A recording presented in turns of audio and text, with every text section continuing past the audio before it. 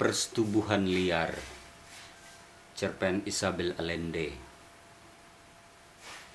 Pada bulan-bulan pertama, Esteban Trueba begitu sibuk membuat saluran air, menggali sumur, memindahkan bebatuan, membuka padang rumput dan memperbaiki kandang ayam dan istal kuda, sehingga ia tak punya waktu untuk memikirkan hal lain. Ia pergi tidur dengan digayuti rasa lelah dan terjaga saat fajar menyingsing. Lalu makan pagi di dapur sebelum mengawasi pekerjaan di ladang. Ia tak kembali sebelum matahari tenggelam. Setelah itu barulah ia duduk untuk menikmati makanan sungguhan sepanjang hari itu, sendirian di meja ruang makan. Bulan-bulan pertama ia menepati ikrarnya untuk selalu mandi dan berganti baju sebelum menikmati makan malam. Seperti yang pernah didengarnya tentang kebiasaan orang-orang kolonial Inggris jauh di pedesaan Asia dan Afrika, agar mereka tak kehilangan martabat dan kekuasaan. Dia akan memakai pakaian terbaiknya, bercukur, dan memainkan musik opera kesayangannya pada gramofon.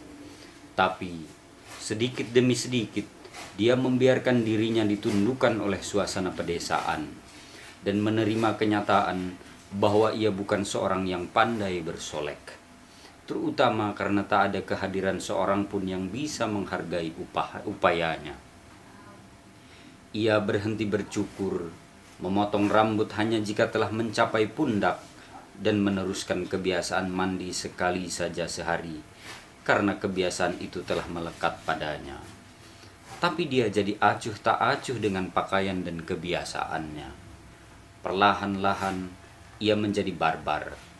Sebelum pergi tidur, ia biasanya membaca sejenak atau bermain catur. Ia telah mengembangkan kemampuan untuk bertarung melawan sebuah buku tanpa mengobrol dan belajar kalah bermain catur tanpa harus marah. Tapi kelelahan yang ditimbulkan oleh terlalu banyak kerja keras masih tak cukup untuk menekan keperkasaan dan naluri alamiahnya.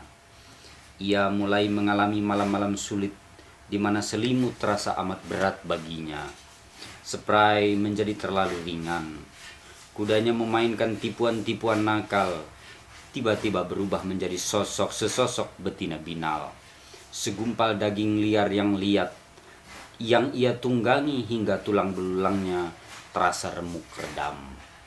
Butir-butir melon yang hangat dan semerbak di kebunnya tampak di matanya bagai payudara raksasa.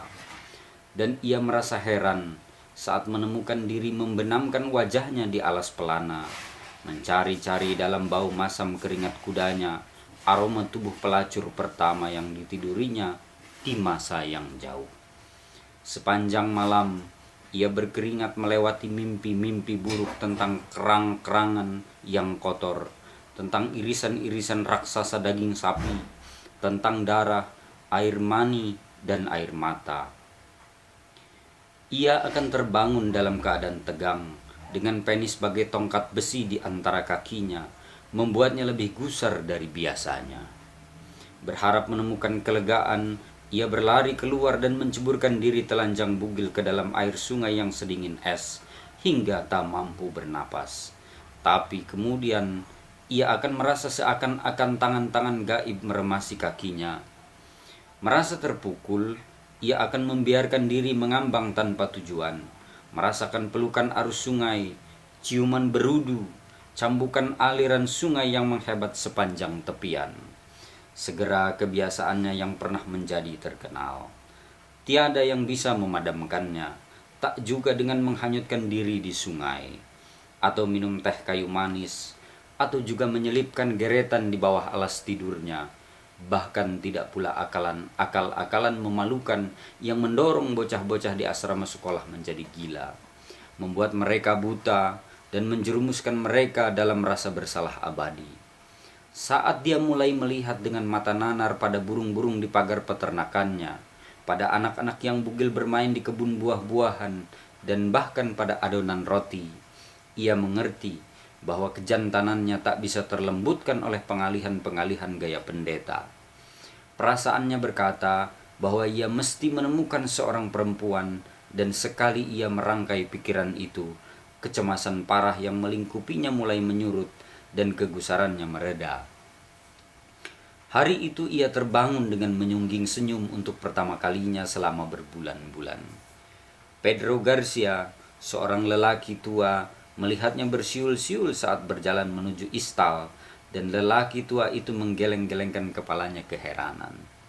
Sepanjang hari, sang tuan tanah sibuk membajak sepetak ladang yang baru saja disiangi dan akan ditanami jagung. Setelahnya ia pergi bersama Pedro Segunde Garcia untuk menengok seekor sapi yang akan melahirkan dengan jabang bayi sungsang. Ia menyingsingkan lengan baju hingga ke siku untuk membetulkan posisi makhluk itu dan membantu menarik kepalanya. Induk sapi itu akhirnya mati, tapi ia tak merasa gusar. Ia menyuruh anak sapi diberi susu botol, membersihkan tubuh dan kembali menunggangi kudanya. Biasanya ini sudah saatnya untuk makan malam, tetapi ia tak merasa lapar. Ia tak merasa perlu terburu-buru, karena ia sudah menentukan pilihan. Ia telah melihat gadis itu berkali-kali saat menggendong adik lelakinya yang kurus di atas pinggulnya, dengan sebuah kantong di bahunya atau kendi berisi air di atas kepalanya. Ia telah melihatnya mencuci pakaian, berjongkok di atas bebatuan datar di sungai, sepasang kakinya yang berwarna gelap mengkilat karena percikan air, saat ia menggosok baju usang dengan tangan-tangan petaninya yang kasar. Rangka belulangnya besar, dan ia memiliki seraut wajah Indian dengan garis yang lebar, kulit gelap dan air muka yang damai dan manis. Bibirnya yang penuh menutupi geliginya yang lengkap, dan saat tersenyum seluruh wajahnya menyala. Tapi itu jarang terjadi. Ia memiliki kecantikan awal masa mudanya, walaupun terlihat bahwa itu akan cepat pudar, seperti yang terjadi pada perempuan-perempuan yang dilahirkan untuk memiliki banyak anak, bekerja keras terus-menerus dan mati. Nama gadis itu Pancha Garcia, umurnya 15 tahun. Ketika Esteban Trueba pergi mencarinya, senja telah menjelang malam dan udara begitu kering. Lelaki itu menunggang kuda perlahan-lahan sepanjang semak-semak kehijauan yang memisahkan saluran air, mengikuti jejak gadis itu hingga ia melihatnya di kejauhan di sebuah jalan setapak yang menuju pondok tempat tinggalnya. Gadis itu menjinjing alat-alat dapur, bertelanjang kaki, kepalanya menunduk. Ia memandang gadis itu dari ketinggian pelana kudanya, dan segera saja dirasanya desakan hasrat yang telah menyiksanya selama berbulan-bulan. Ia memacu kudanya sampai tiba di samping gadis itu. Perempuan itu mendengarnya, tapi terus berjalan tanpa menengok, mengikuti adat kebiasaan semua perempuan dari kaumnya yang menundukkan pandang di hadapan lelaki. Esteban membungkuk dan merebut beban bawaan gadis itu, mengangkatnya ke udara sejenak dan kemudian mencampakkannya dengan kasar ke sisi jalan. Ia merengkuhkan tangannya ke pinggang gadis itu, meraihnya seperti binatang dan mendudukannya di depannya pada pelana. Gadis itu tak melawan. Ia menendang sang gurdi agar mereka segera melaju ke arah sungai. Mereka tak berbicara atau saling memandang. Esteban membuka sabuk kulitnya dan perempuan itu terjajar mundur, tetapi Esteban segera meraihnya. Mereka jatuh berpelukan di antara rerimbun eukaliptus. Esteban tak membuka pakaiannya. Ia menyerang perempuan itu dengan liar, melesakkan dirinya ke dalam tubuhnya tanpa pendahuluan, dengan kebrutalan yang sebetulnya tak perlu dilakukan. Ia terlambat menyadari dari bercak darah di gaunnya bahwa perempuan muda itu masih perawan. Tapi bukan sikap penurut Pancha atau tekanan hasratnya yang membuatnya lupa diri. Pancha Garcia tak melawan sama sekali. Ia tak berontak, juga tak memejamkan mata.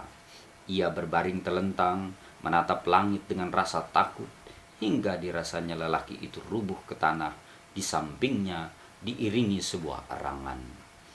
Gadis itu terisak lembut. Sebelum dirinya, ibunya, dan sebelum ibunya, neneknya telah menderita nasib binatang serupa itu. Esteban Trueba membetulkan celananya, mengencangkan ikat pinggangnya, membantu gadis itu berdiri, dan mengangkatnya ke atas pelana kuda. Mereka kembali ke arah semula. Lelaki itu bersiul-siul. Si gadis terus menangis. Sebelum menurunkan panca di gubuknya, Esteban mencium bibirnya. "Mulai besok, aku ingin kau bekerja di rumah," ujarnya. Panca setuju tanpa memandang ke arah lelaki itu. Ibunya dan juga neneknya pernah menjadi pelayan di rumah itu. Malamnya, Esteban Trueba tidur nyenyak seperti malaikat. Ia terjaga di pagi hari penuh tenaga, merasa lebih tinggi dan lebih kuat. Ia pergi ke ladang dengan bernyanyi kecil, dan saat pulang panca ada di dapur. Sibuk meracik selai jeruk di sebuah panci besar. Malam itu, ia menunggunya dengan tak sabar, dan saat suara pekerjaan rumah telah sunyi dan perjalanan malam para tikus dimulai, dirasanya kehadiran gadis itu di depan pintu kamarnya. "Masuk, Panca," panggilnya. Itu bukan perintah, melainkan ajakan. Kini Esteban punya banyak waktu untuk melahapnya secara leluasa dan merasa yakin bahwa gadis itu pun merasakan kesenangan. Dia menjelajahi tubuh gadis itu perlahan-lahan, menghayati aroma tubuh dan bajunya yang telah dicuci dan dilicin dengan setrika arang. Ia mengamati rambutnya yang gelap dan lurus, kulitnya yang lembut di tempat paling tersembunyi dan kasar di bagian lain, bibirnya yang segar, kelaminnya yang damai, dan perutnya yang lebar. Ia menghasratinya dengan tenang, memperkenalkannya pada ilmu paling kuno dan paling rahasia. Lelaki itu barangkali merasa bahagia pada malam itu dan malam-malam berikutnya saat mereka berdua bergumul bagai sepasang boneka di atas ranjang